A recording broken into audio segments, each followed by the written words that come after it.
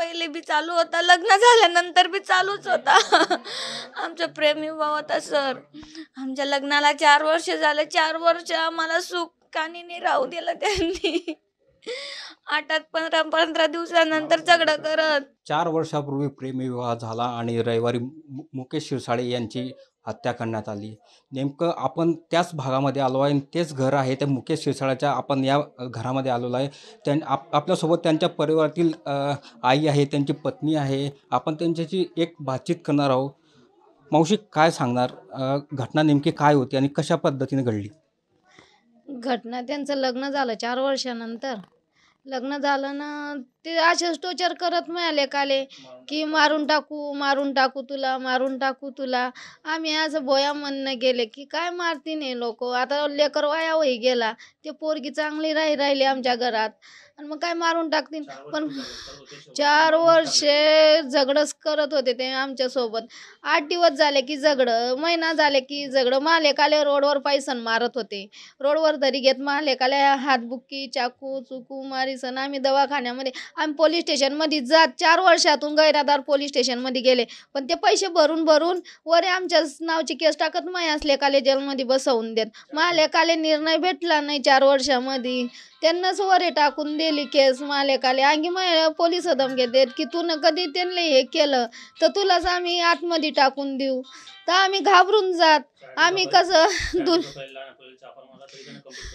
4 दिवसापुढे माया लहान लेकाले त्यांना चापर मारला. आम्ही शांत बशी गेले. मग तुम्ही तेव्हा पोलीस स्टेशनमध्ये गेला नाहीत का? गेलोच नाही आम्ही. त्याचा मोठा भाऊ होता जो मुकेश शिरसाळे म्हणे की तू जास्त मारतीन बुवा आपल्याला, काय पोलीस स्टेशनमध्ये जा, तू काही झगडं करू नको, तू राह. मी कामाला जायला होती, मला फोन आला तिथं की तू या लेकाले गुप्ती मारली. मी घरी आली, म्हणलं भाऊ चाल पोलीस स्टेशनमध्ये. मोठा मुलगा म्हणे मम्मी आपण रोडवरी जाऊ तर ते आणखी आपल्याला मारतीन, जाऊ नको घरातच राह. मग आम्ही घरातच राहिले. आणि का लगेच 3ऱ्या रोजी रविवारच्या दिवशी मालेकाचा त्यांना घरातून काढीसन बाहेर नेला ना, घात करून टाकला रोडवरी. म्हणजे तुमचं म्हणण्याचा अर्थ आहे की पोलिसांनी तुमच्याकडे लक्ष दिलं नाही. जर समजा पोलिसांनी लक्ष दिलं असतं तर ही घटना घडली नसती. पोलीस घटना झाल्यावरच पोलीस आले. आणि आता माझ्या लेकाचा जीव गेला, आता पोलीस तर साथ देतीनच नसत. तसेच म्हणत पोलीस. कोणता पोलीस म्हणत होते? नितीन केदारे म्हणे तो मरल्यावरच येऊ म्हणे. हा नेमका नितीन केदार कोण आहे? नितीन केदार त्यांचा नातेवाईक आहे ना, तो सतीश केदाराचा भाऊ आहे ना, तो दिलेच सांगत होता ना. नितीन केदार आहे पोलीस की ते जा रे तू मारून टाक त्याला.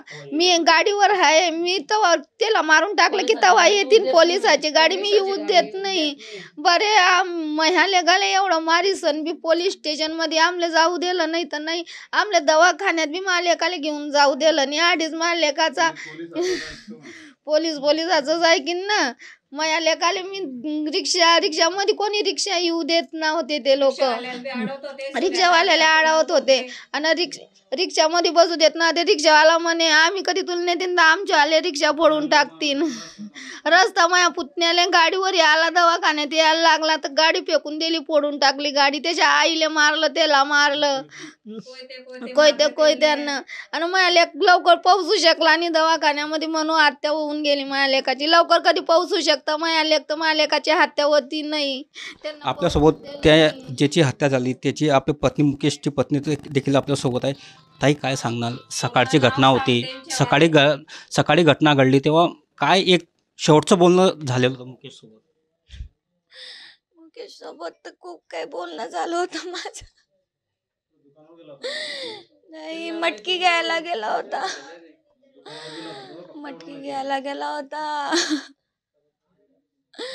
मटकी आणून दिली मला, मसाला वाटून बनव मटकी.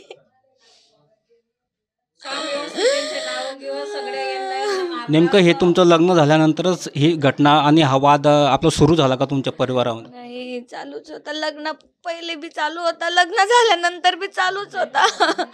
आमचा प्रेमविवाह होता सर. आमच्या लग्नाला 4 वर्ष झाले. 4 वर्ष आम्हाला सुखाने नाही राहू दिलं त्यांनी. 8 15 दिवसानंतर झगडा करत. ताई, तुम्ही तुमच्या घरच्यांना समजोता केला होता का? काही त्यांना समज दिली होती का? काही असे काही झालं होतं का बोलणं वगैरे? मी तर समजावूनच सांगायची ना, मी त्याच्यासोबतच लग्न कर. ते समजायच्या परिस्थितीमध्ये नाही होते सर. ते म्हणत होते म्हणा मी मारली तू मारली तिकडे. तुम्ही पोलीस स्टेशनला गेला होतात का या संदर्भात तक्रार दाखल करायला? गेले होते सर. पोलीस बी काही बात घ्यायची नाही सर. काहीच करणार नाही का तुझे घरचे तुला, असे म्हणायचे आणि पाठवून द्यायचे घरी. वेळीत जर पोलिसांनी तुमच्या तक्रारीची दखल घेतली असती तर आज तुमच्यातून तुमचा हिरा गेला नसता. नाही गेला नसता सर. माझा हिरा माझ्याकडे असता सर. सर त्यांना फाशीची सजा द्या. आता तुमची मागणी काय राहणार आहे? आता ही घटना तर घडून गेलेली आहे. आता या घटनेनंतर तुम्ही प्रशासनाला काय जाब विचारणार, काय तुमची मागणी असणार ताई? फाशीची सजा आहे मागणी अशी जलमठा नितीन केदारे, सतीश केदारे, अश्विन सुरवाडे यांना फाशीची सजा द्या. हे नेमके कोण होते? तुमचे भाऊ होते का चुलत काका? काका होते, बाबा होते, मामा होते, भाऊ होते. सुरेश बनसोडे, बबलू आई. बोलता भी येत नाही सर मला.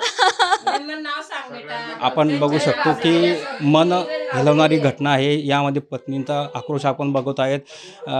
मुकेशचे वडील देखील आपल्यासोबत आहेत. आपण त्यांना विचारणार आहोत, काका काय सांगाल, काय झाली होती घटना सकाळी आणि तुम्हाला कसे? दादा मी बघत होतो दादा, माझा मुलगा फक्त दुकानावर गेला.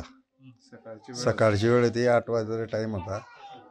माझा मुलगा दुकानावर गेला होता. तिथून त्यांनी शिवीगाळ करून पळत सुटला त्याला. दुकानावरून तो माघारी येऊच दिला नाही दादा. घरी पळत आलो तर दादा मारत घरी जाऊन येऊन त्यांनी मारलं त्यांनी दादा माझ्या मुलाला वारंवार करत होते दादा. माझ्या मुलगाला ते कुठेही बघून मारतच होते आणि त्यांनी शेवटी त्याचा काटा काढूनच टाकला. मुकेशचे काका देखील आपल्यासोबत आहे. काका काय सांगणार, मुकेश संदर्भात तुमची काय आठवणी आहे? काय त्याचं बोलणं झालं होतं आपलं? काही शेवटचं काही सांगू शकाल?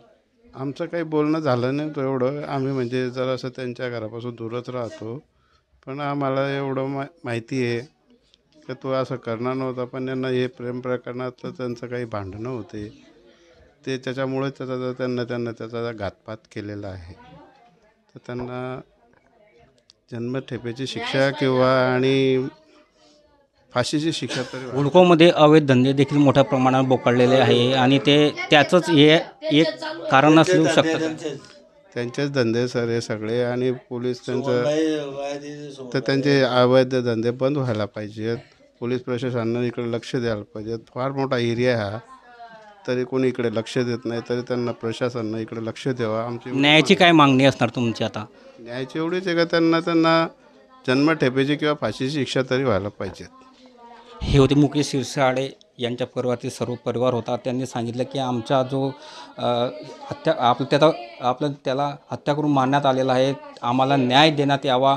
ते जे 7-8 आरोपी आहेत त्यांना फाशीची शिक्षा देण्यात यावी, ही मागणी या परिवारातील सदस्यांनी केलेली आहे. Nilesh Patil, Maharashtra times online, Jalgaon.